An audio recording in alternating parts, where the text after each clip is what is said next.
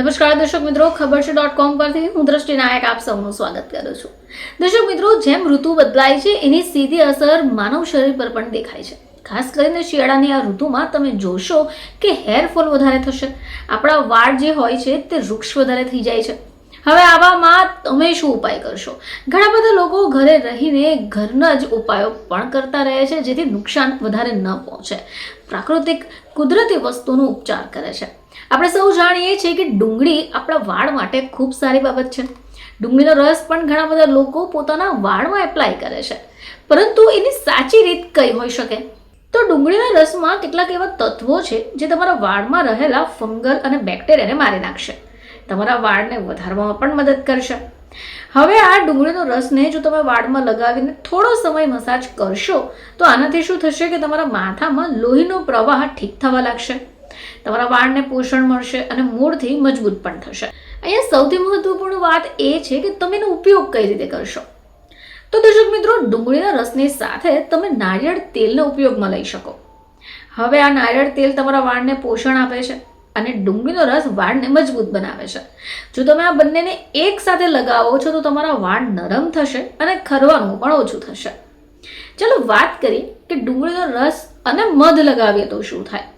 તો મધની અંદર ઘણા બધા એન્ટીઓક્સિડન્ટ રહેલા છે જે વાળને નુકસાનથી બચાવશે. હવે ડુંગળીના રસમાં જો તમે મધ ભેળવીને લગાવો છો તો આનાથી તમારી માથાની ચામડી પર લગાવવાથી વાળનો ગ્રોથ વધશે.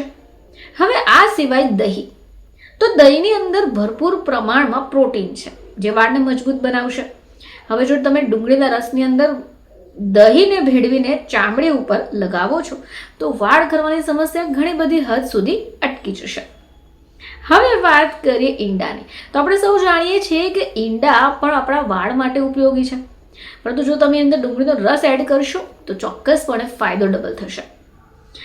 ઈંડામાં બાયોટીન હોય છે જે તમારા વાળને સ્વસ્થ રાખશે. હવે ડુંગળીના રસમાં ભેળવીને તમે લગાવો છો તો આનાથી તમારા વાળનો ગ્રોથ બમણો થશે. ખાસ વાત છે કે આનાથી તમારા વાળ નેચરલી સિલ્ક થશે. હવે વાત કરીએ ડુંગળીનો રસ અને એલોવેરાની, તો એલોવેરા આપણા સૌ કોઈ માટે ખૂબ ઉપયોગી છે. જો તમે આ બંને વસ્તુ મિક્સ કરીને લગાવશો તો ડેન્ડ્રફ અટકશે અને આ પહેલા અને તમારા વાળ જે પોઝિશન્સની અંદર હશે તેના કરતાં વધારે સ્વસ્થ પણ થશે અને ચમકદાર પણ રહેશે અને વાળ પહેલાંથી વધારે સ્વસ્થ રહેશે. તો દર્શક મિત્રો, આ શિયાળામાં જો તમારે પોતાના વાળને ખરતા અટકાવવા હોય તો ડુંગળીના રસનો તો ઉપયોગ કરશો જ, પરંતુ એની સાથે આવી બધી વસ્તુને એડ કરીને પણ વાળ પર એપ્લાય કરી શકો. ફરીથી તમારી સમક્ષ હાજર થઈશું, ત્યાં સુધી જોતા રહેજો ખબર છે .com.